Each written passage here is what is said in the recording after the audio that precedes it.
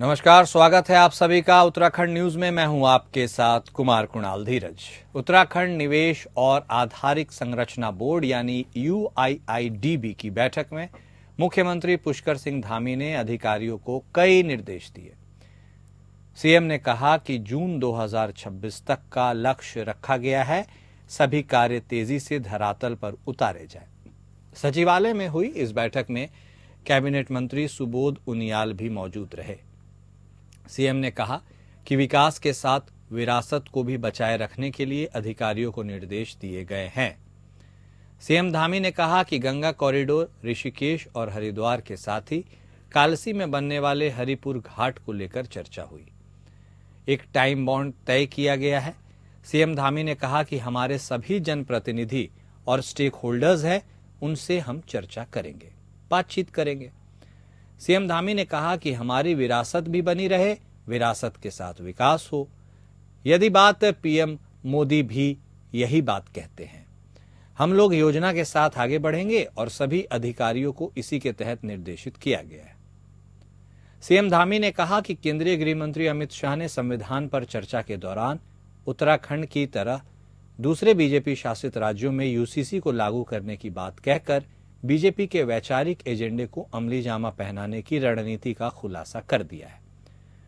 इसके साथ ही उन्होंने यह भी बता दिया कि किस रूट के जरिए यूसीसी पर आगे बढ़ेंगे।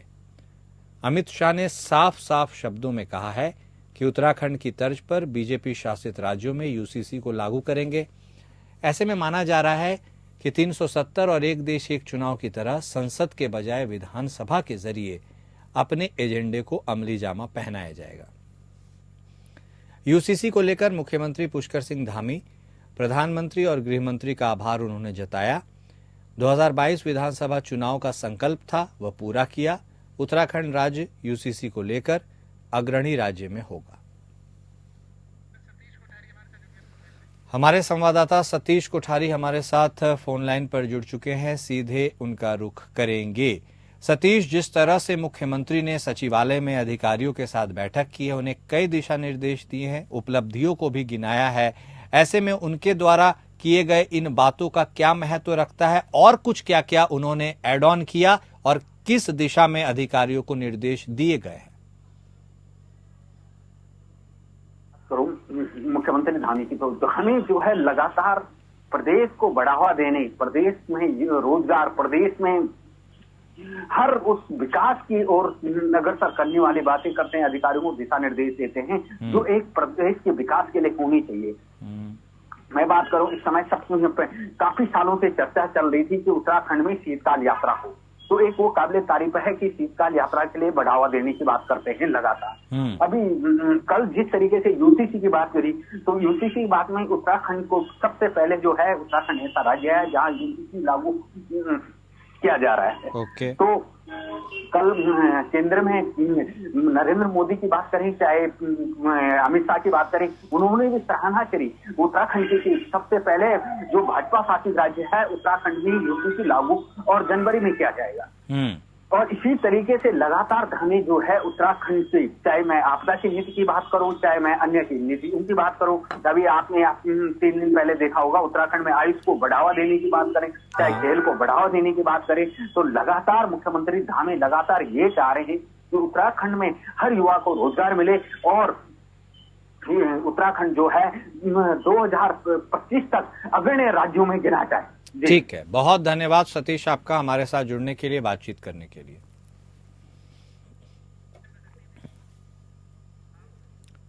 खेल मंत्री रेखा आर्या हरिद्वार दौरे पर रही हैं। इस दौरान खेल मंत्री ने हरिद्वार के रोशनाबाद में नवनिर्मित बास्केटबॉल कोर्ट का उद्घाटन किया। इस दौरान खेल विभाग के सभी अधिकारी और खिलाड़ी मौजूद रहे। खेल मंत्री ने 38वें राष्ट्रीय खेलों की तैयारी का जायजा भी लिया। राष्ट्रीय खेलों में 3 खेल प्रतियोगिताएं हरिद्वार में आयोजित होनी हैं, जिसके लिए रोशनाबाद में खेल विभाग के द्वारा खिलाड़ियों के कैंप चलाए जा रहे हैं। खेल मंत्री ने खिलाड़ियों के ट्रायल मैचों को देखा और खिलाड़ियों से संवाद भी किया। खेल मंत्री का कहना है कि उत्तराखंड राष्ट्रीय खेलों की मेजबानी के लिए पूरी तरह से तैयार है।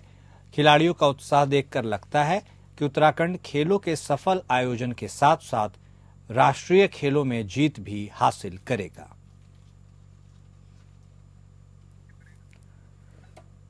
तो खेल मंत्री रेखा आर्य ने इन बातों को कहा। नवनिर्मित बास्केटबॉल कोर्ट का उन्होंने उद्घाटन किया है। हरिद्वार में खेल मंत्री पहुंची थी, उसके दौरे पर वह रही हैं और रोशनाबाद में इस बास्केटबॉल कोर्ट का उन्होंने उद्घाटन किया।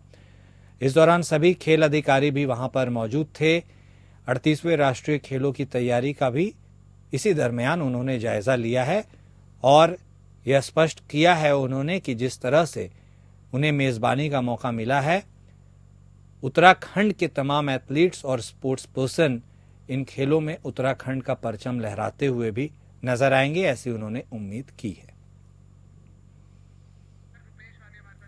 हमारे संवाददाता रुपेश वालिया हमारे साथ जुड़ चुके हैं, उनसे बातचीत करेंगे। रुपेश, तो उत्तराखंड के लिए तो एक गर्व का ऐसे यह भी विषय है कि राष्ट्रीय खेलों की मेजबानी का उसे मौका मिला है।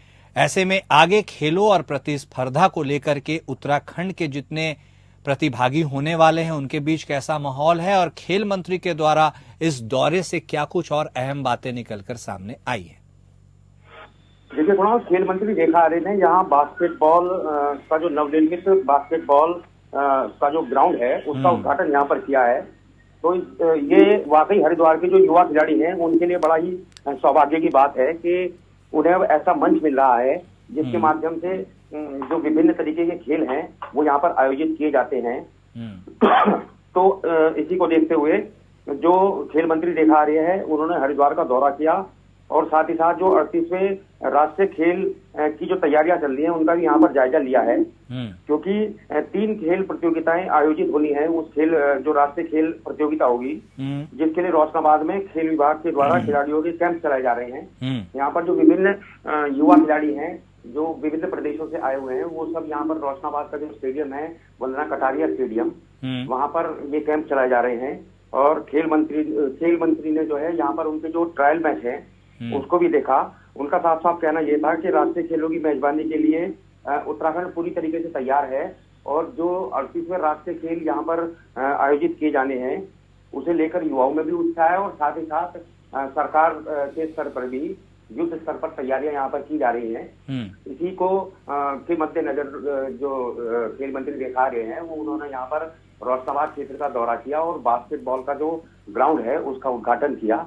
साथ ही साथ जो युवा खिलाड़ी हैं उनसे भी उन्होंने फीडबैक लिया है कि किसी भी प्रकार की कोई दिक्कत, किसी को कोई परेशानी तो नहीं हो रही है। साथ ही साथ अधिकारियों को भी निर्देशित किया है कि युवा खिलाड़ी हैं उन्हें किसी प्रकार की कोई दिक्कत परेशानी ना हो। ठीक है, बहुत शुक्रिया रुपेश आपका हमारे साथ जुड़ने के लिए और तफसील से सारी जानकारी देने के लिए।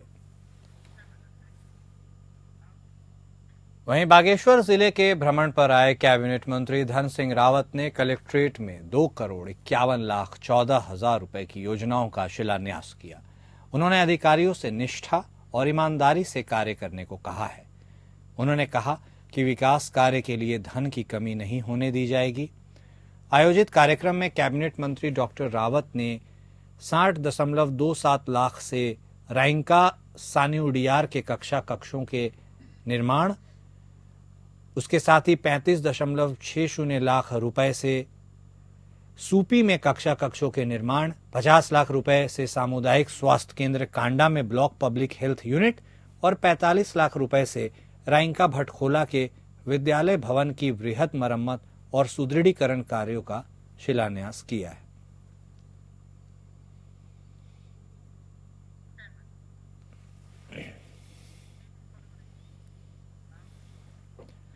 उत्तराखंड बीजेपी के प्रदेश अध्यक्ष महेंद्र भट्ट ने पार्टी नेताओं को चेतावनी देते हुए उन्हें पार्टी फोरम में ही अपनी बात कहने की नसीहत दी है। बीजेपी के प्रदेश अध्यक्ष महेंद्र भट्ट के इस बयान के बाद कांग्रेस के पूर्व प्रदेश अध्यक्ष और चकराता विधानसभा सीट से विधायक प्रीतम सिंह ने कटाक्ष किया है। उन्होंने कहा कि केवल कार्यकर्ता ही नहीं बल्कि बड़े पदों पर बैठे लोग भी इस बात का विरोध कर रहे हैं। उन्होंने बीजेपी विधायक मुन्ना सिंह चौहान का जिक्र करते हुए कहा कि नगर निकायों में आरक्षण के मुद्दे को लेकर मुन्ना सिंह चौहान ने भी अपने सरकार के इस निर्णय का विरोध किया है। उन्होंने कहा कि तमाम लोग इसका लगातार विरोध कर रहे हैं।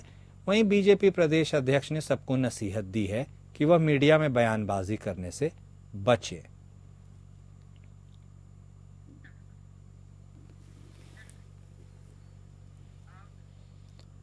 वहीं कांग्रेस के राष्ट्रीय अध्यक्ष मल्लिकार्जुन खड़गे के आह्वान पर उत्तराखंड प्रदेश कांग्रेस अध्यक्ष के नेतृत्व में गौतम अडानी पर अमेरिकी विधि विभाग द्वारा लगाए गए आरोप और मणिपुर में हिंसा पर प्रधानमंत्री की चुप्पी के विरोध में कांग्रेस मुख्यालय से राजभवन तक कूच किया जा रहा है। इसको लेकर प्रदेश अध्यक्ष करण माहरा ने कहा कि बांग्लादेश में हुए अल्पसंख्यक लोगों के प्रति अत्याचार को लेकर जगह जगह पर विरोध जताया जा रहा है। सरकार के लोग मणिपुर से लेकर बांग्लादेश के ऊपर चुप्पी साधे हैं। 1.5 साल से चल रहे हिंसा को लेकर प्रधानमंत्री चुप हैं। अभी तक ना तो उनका दौरा हुआ है, ना ही गौतम अडानी और मणिपुर पर उन्होंने कुछ बोला है। जबकि इंदिरा गांधी के समय में पाकिस्तान ने आंख दिखाने की कोशिश की तो प्रधानमंत्री इंदिरा गांधी ने एकदम सेना की मदद से पाकिस्तान को घुटने पर आने को मजबूर किया और बांग्लादेश को भी अलग करने का काम किया।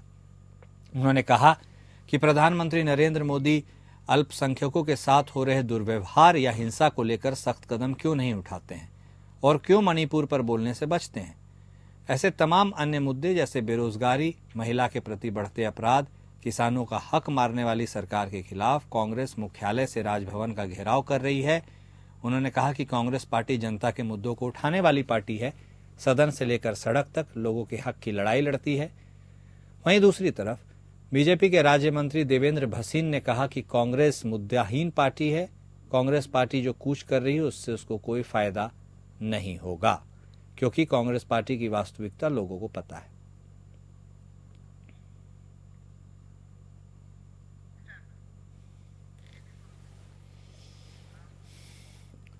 सीमांत मुख्यालय रानीखेत में सशस्त्र सीमा बल का 61वां स्थापना दिवस बड़ी धूमधाम से आयोजित किया गया है। सर्वप्रथम उप महानिरीक्षक दुर्गा बहादुर सोनार द्वारा शहीद स्मारक पर पुष्प अर्पण कर शहीदों को याद किया गया। इसके बाद में जवानों के द्वारा मुख्य अतिथि को गार्ड ऑफ ऑनर दिया गया। उप महानिरीक्षक द्वारा जवानों और अधिकारियों को संबोधित किया गया। इस दौरान सीमांत के सभी अधिकारी, अधीनस्थ अधिकारी और जवान प्रशासनिक भवन के सामने उपस्थित रहे। स्थापना दिवस पर सीमांत मुख्यालय सशस्त्र सीमा बल रानीखेत में विभिन्न कार्यक्रमों का आयोजन हुआ। इस उपलक्ष्य पर जवानों और अधिकारियों के माध्यम से विभिन्न प्रतियोगिताओं का आयोजन किया गया। विजय खिलाड़ियों को पुरस्कृत किया गया। उप महानिरीक्षक डीबी सोनार ने अपने संबोधन में अब तक की अभूतपूर्व सेवाओं और गौरवपूर्ण उपलब्धियों का उल्लेख किया। इसके साथ ही उन्होंने अमित कुमार महानिरीक्षक सीमांत मुख्यालय को उनकी सराहनीय सेवाओं के लिए राष्ट्रपति पुलिस पदक से तथा सीमांत मुख्यालय के 3 कार्मिकों को महानिदेशक रजत पदक से सम्मानित होने पर अपनी शुभकामनाएं दी।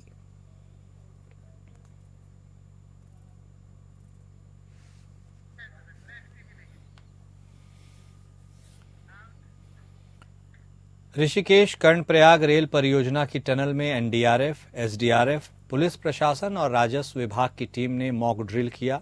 दरअसल पौड़ी जिला प्रशासन को सूचना मिली कि सोन टनल निर्माण के दौरान टनल में भारी मलबा आने से 10 मजदूर टनल में फंसे हुए हैं। घटना की सूचना पाकर एनडीआरएफ, एसडीआरएफ, पुलिस प्रशासन, राजस्व विभाग और स्वास्थ्य विभाग की टीम घटनास्थल पर रवाना हुई। एनडीआरएफ के पहुंचने तक एसडीआरएफ, पुलिस और राजस्व प्रशासन ने 7 घायलों का रेस्क्यू कर लिया था, जबकि 3 घायलों को एनडीआरएफ ने टनल से बाहर निकाला। 8 सामान्य घायलों को मौके पर ही उपचार दिया गया, जबकि 2 गंभीर मजदूरों को नजदीकी अस्पताल पहुंचाया गया। करीब 2 घंटे के बाद टीम रेस्क्यू पूरा कर पाई। मुख्य अधिकारी ने बताया कि मॉक ड्रिल का मकसद प्रशासन को चुस्त दुरुस्त करना था।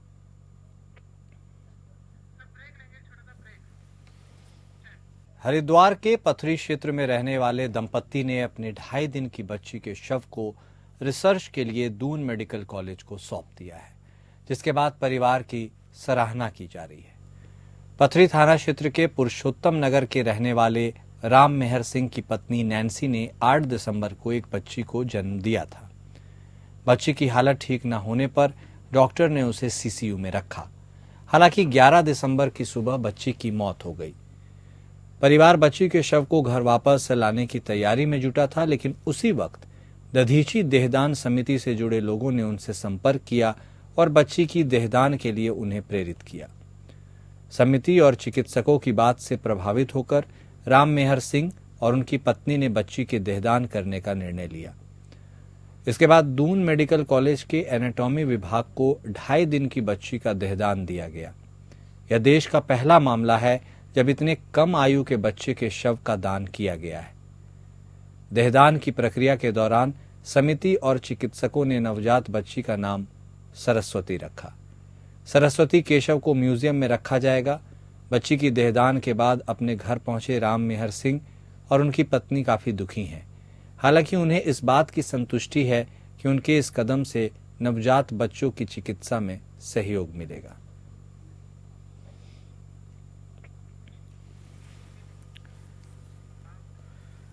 और अब खबर गदरपुर के गुलरभोज से है, जहां प्रशासन द्वारा हरिपुरा जलाशय की सफाई को लेकर जलाशय में जमा शील को उठाने के लिए माइनर कंपनियों को अनुमति दी गई है, जिसकी भनक आसपास रह रहे लोगों को लगी तो उन्होंने जलाशय के अंदर जमा शील को उठाने का विरोध किया। आपको बताते चले कि हरिपुरा जलाशय का निर्माण सन 1974 में भारत सरकार द्वारा कराया गया था। उस समय जलाशय के आसपास रह रहे ग्रामीणों की जमीनों का अधिग्रहण किया गया था। ग्रामीणों का आरोप है कि जलाशय बनने के समय सरकार ने जमीनों का अधिग्रहण तो कर लिया, लेकिन बदले में उन्हें आज तक जमीन नहीं दी, जिसको लेकर ग्रामीण जलाशय के अंदर जमा शील को उठाने का विरोध कर रहे हैं। मौके पर पहुंचे सिंचाई विभाग के अपर अभियंता विशाल कुमार ने ग्रामीणों को समझाने की कोशिश की, लेकिन ग्रामीण नहीं माने।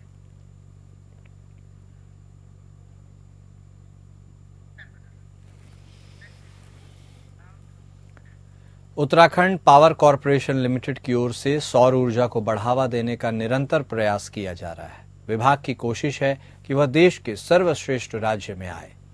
वहीं यूपीसीएल के प्रबंध निदेशक अनिल कुमार ने बताया कि उत्तराखंड में 12 महीने सौर ऊर्जा का उपयोग किया जा सकता है। विभाग की कोशिश है कि सौर ऊर्जा के मामले में उत्तराखंड देश में पहला राज्य बने। विभाग ने इस वर्ष का 100% टारगेट पूरा कर लिया है। उनकी कोशिश है कि अगले वर्ष में 150% टारगेट को पूरा किया जाए।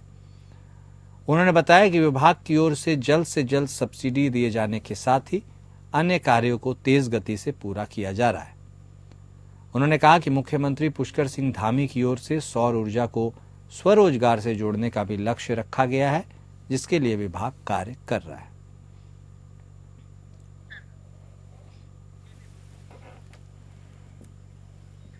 बागेश्वर के बद्रीदत्त पांडे राजकीय महाविद्यालय में राजनीति शास्त्र के प्रोफेसर और छात्रों को राजनीति का पाठ पढ़ाते पढ़ाते अब कपकोट के पूर्व विधायक ललित फरसवान को भी राजनीति का पाठ पढ़ाने से नहीं चूक रहे हैं। दरअसल एक रोचक मामला महाविद्यालय बागेश्वर कैंपस से सामने आया है। महाविद्यालय में राजनीति शास्त्र के प्रोफेसर विनय प्रकाश मिश्रा का राजनीतिक शास्त्र के प्रति बागेश्वर में 6 माह पूर्व दिल्ली से तबादला होता है। 6 महीने में बागेश्वर महाविद्यालय कैंपस में राजनीतिक अराजकता और अस्थिरता हावी है। विगत दिनों राजनीति के प्रोफेसर विनय प्रकाश और कॉलेज में एनएसयूआई से जुड़े छात्र और एबीवीपी के छात्र असाइनमेंट को लेने किसी बात पर प्रोफेसर से बहस करते हैं। छात्रों और प्रोफेसर के बीच अहम और वर्चस्व की लड़ाई बढ़ जाती है। महाविद्यालय के छात्रों के द्वारा कपकोट के पूर्व विधायक ललित फरसवान के माध्यम से प्रोफेसर को फोन लगाया गया। प्रोफेसर और पूर्व विधायक के बीच वार्तालाप का एक ऑडियो प्रोफेसर द्वारा बीजेपी से संबंध रखने वाले नेताओं को जारी किया गया।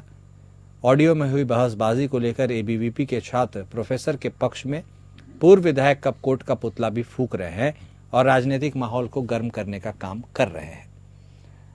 प्रोफेसर ने पूर्व विधायक को अशिष्ट बताया। प्रोफेसर से पूछे जाने पर कि क्या उन्होंने शिकायत प्रशासन से की है, तो प्रोफेसर ने अभी तक जवाब नहीं दिया है।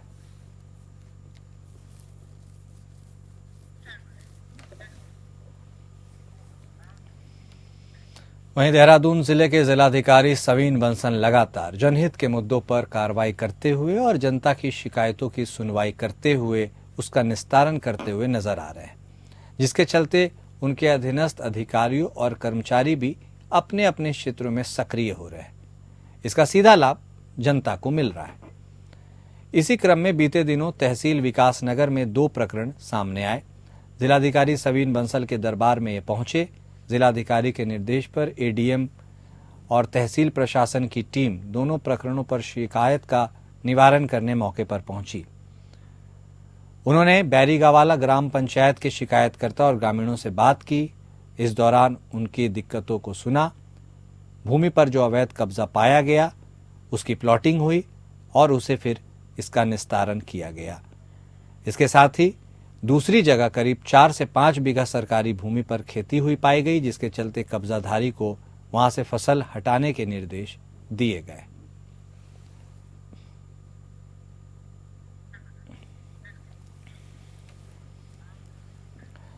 नैनीताल में एक दर्दनाक हादसा हुआ, जहां 2 युवक लघुशंका करते समय एक गहरी खाई में गिर गए।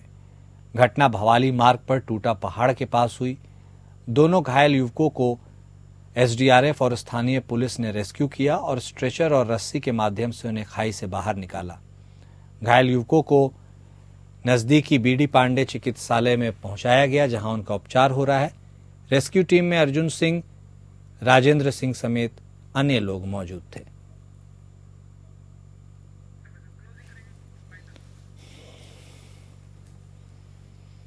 और उत्तराखंड न्यूज में अभी के लिए इतना ही। नमस्कार।